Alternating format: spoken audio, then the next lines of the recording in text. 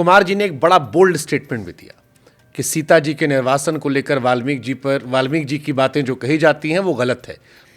ये मेरे हिसाब से सत्य है कि उत्तरकांड क्षेपक है, क्योंकि हो सकता है कि उनकी प्रज्ञा, उनकी चेतना ऐसा स्वीकार करने के लिए तत्पर हो, मेरा मर्यादा पुरुषोत्तम गर्भवती पत्नी को जंगल में छोड़ दे। वो मान सकते हो, मैं नहीं मानता साहब। तुमने योजनापूर्वक अपने सब चिन्हों का इस्तेमाल करा कि किसी भी प्रकार से हिंदुओं के, सनातन धर्म के भगवानों की छवि लोक में खराब हो सके।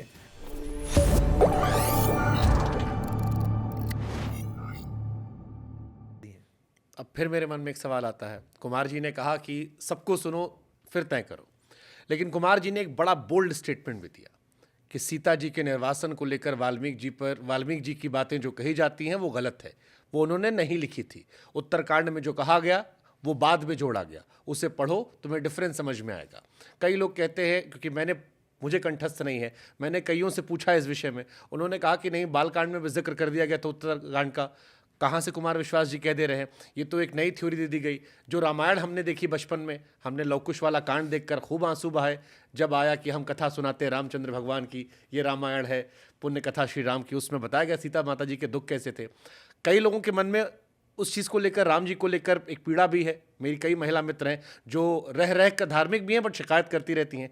तो ये जो एक नया कॉन्सेप्ट आपने दिया, इस पर अभी भी चर्चाएं चल रही है। मैं कहीं जाता हूं, कुमार विश्वास का नाम लेता हूं, तो खासतौर पर महिलाओं में इस विषय पर चर्चा बड़ी ज़्यादा होती है।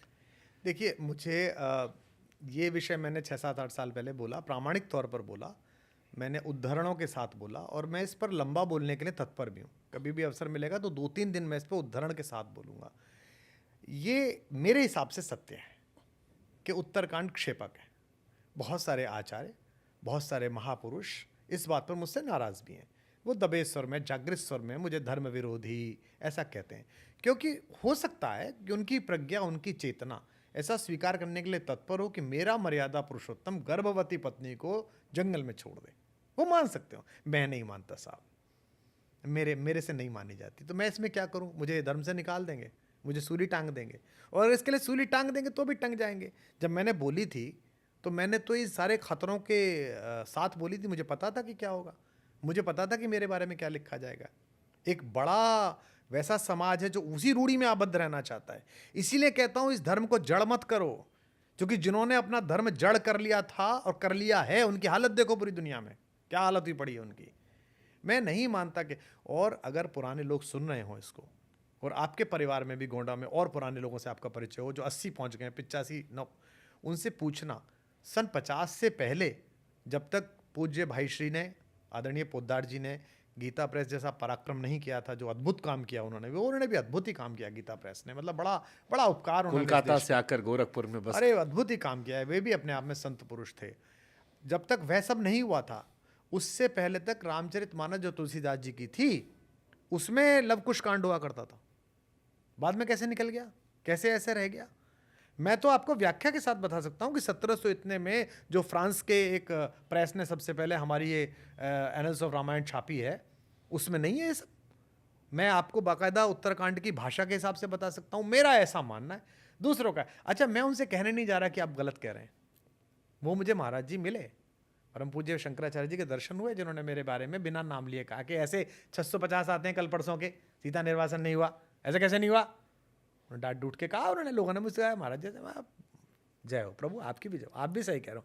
मैं ऐसा मानता हूँ, एक शनि मंदिर है, आपने पढ़ा होगा, देखा होगा। हम एक बार वहाँ गए, उसके जो प्रमुख ट्रस्टी थे, अध्यक्ष थे, उन्हीं का कार्यक्रम था। मेरे साथ हमारी एक कवित्री थी, कविता तिवारी, बड़ी प्यारी बिटिया है हमारी। वो भी गई। जब हम मंदिर तक पहुँचे तो उन्होंने कहा, आप मैडम यहीं रहिए, सर आप चलिए। तो मैंने कहा, ये क्यों नहीं जाएंगी? तो बोले, वो साहब स्त्रियों का प्रवेश निषेध, स्त्री तो नहीं जा पाएगी। तो मैंने अपने मैनेजर से कहा कि इनसे बोलो कि अभी ज़रा दूसरा फ़ोन आ गया है, व्यस्तताएं हैं, निकलना है, बाद में आएंगे। ये नहीं कहा कि मैं नहीं जा रहे। तो मुझसे किसी ने पूछा कि क्यों नहीं जा रहे हैं? मैंने कहा, जो भगवान मेरी बेटी से नहीं मिल सकता, मेरी माँ से नहीं मिल सकता, मेरी बहन से नहीं मिल सकता, मेरी पत्नी से नहीं मिल सकता, उस भगवान से मैं भी नहीं मिल सकता। गलत है। अब इसमें मैं कोई अनादर थोड़ी कर रहा हूँ भाई शनि भगवान का। यार मेरा ऐसी कोई काम, मेरा ऐसी सोच है। उसके बाद वो दर्शन होने लगे। फिर अगली बार मैं गया तो गया, मेरे साथ जितने भी लोग, महिलाएं थी, जितनी बच्चियां थी, मैं सबको लेकर गया। अब ये तो मैं मान सकता हूँ ना, मेरे धर्म ने मुझे अधिकार दिया है। मैं ऐसे किसी धर्म में तो पैदा हुआ नहीं जहाँ मुझे आप ईश निंदा में जिंदा जला देंगे। मैं तो ऐसे धर्म में पैदा हुआ हूँ कि जहाँ हर तरह का आदमी जिंदा रहता है, तो मैं भी जिंदा हूँ।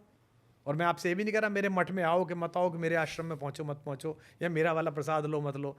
मैं ये मानता हूँ कि शंभूक वध और सीता निर्वासन मर्यादा पुरुषोत्तम श्री राम की लोक छवि को कलंकित करने के लिए किया गया एक नियोजित षड्यंत्र था, जो सदियों से चल रहा था। उसका परिहार जरूरी है। और मैं बड़ा प्रसन्न हूं कि मेरे फेसबुक पर, मेरे ट्विटर पर, मेरे इंस्टाग्राम पर दिन में 100-200 बच्चियों के, महिलाओं के, भाभियों के, बेटियों के मैसेज आते हैं जो कहती हैं कि हमने ये सुना और बड़े रिलैक्स हो गए। भगवान के बारे में मन में बड़ी खराब धारणा बन गई थी, हाथ जोड़ते समय भी शंका होती थी, आज आपने मुझे इस पाप से निकाल लिया। सही कहते हैं, भगवान ऐसे नहीं हो सकते।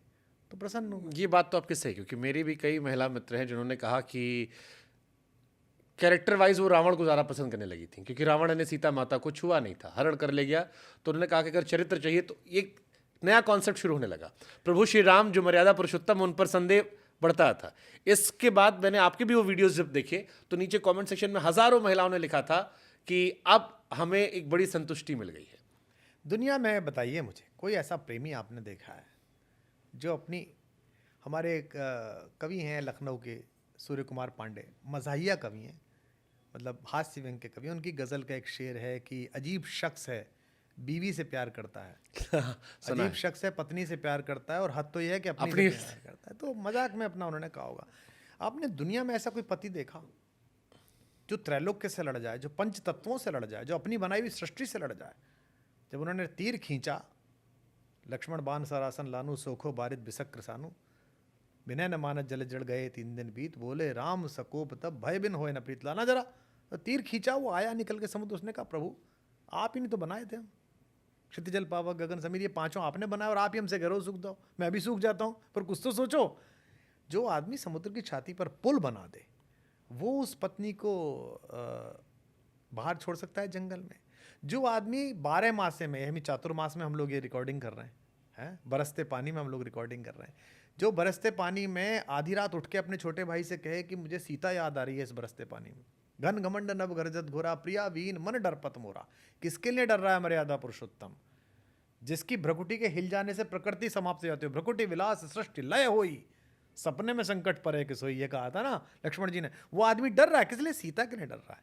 ऐसा प्रेमी, ऐसा निछावर हो जाने वाला, प्राण निछावर कर देने वाला पति किसी भी हालत में अपनी गर्भभार से खिन्न पत्नी को बाहर छोड़ देगा? असंभव असंभव असंभव। मैं ऐसा मानता हूं। इसको जिसे मानना हो वो कुमार विश्वास के साथ आ जाए, जिसे ना मानना हो वो उन बाबा जी के साथ चले जाए जो कहते हैं नहीं नहीं भगवान ने तो ऐसे सिर काट दिया था शंभूक का।